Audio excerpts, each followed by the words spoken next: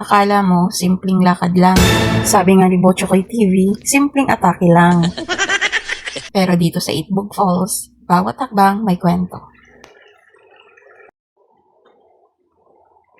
Simula pa lang, ramdam mo na yung init, yung pagod, yung hingal. Layo. May paakyat, may pababa. At may mga sandaling mapapaisip ka, sulit ba to? Ay, ang init. Pagod na. 30 minutes, minsan aabot ng 1 hour. Depende kung gaano ka kabilis o gaano ka kadalas suminto. Pero habang tinatahak mo yung daan, unti-unti mong maririnig yung agos ng tubig.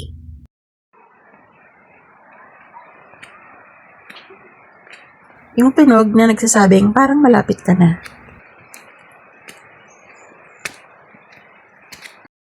At pagdating mo, biglang mawawala yung pagod. Parang may reset button yung isip at katawan mo. Presko, tahimik, kaya pa ang vibe. Doon mo marirealize na hindi lahat ng maganda madaling puntahan. Pero lahat ng pinaghirapan mas lalong nagiging espesyal. Itbog Falls, hindi lang siya destination, isa siyang paalala na minsan kailangan mong mapagod para maramdaman mo yung totoong pahinga.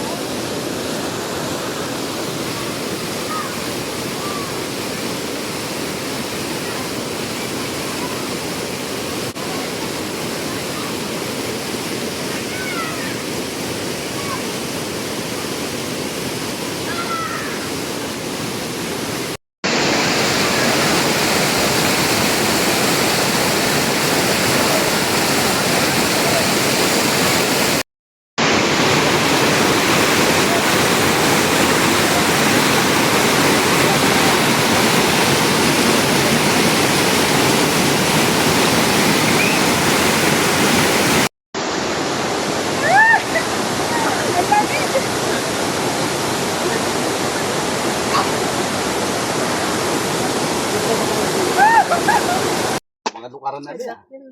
Amo, nagbagalitod na. Nagpupuga matanog na. Ate sabaw. Magulang na. Sinong unang inom? Ako.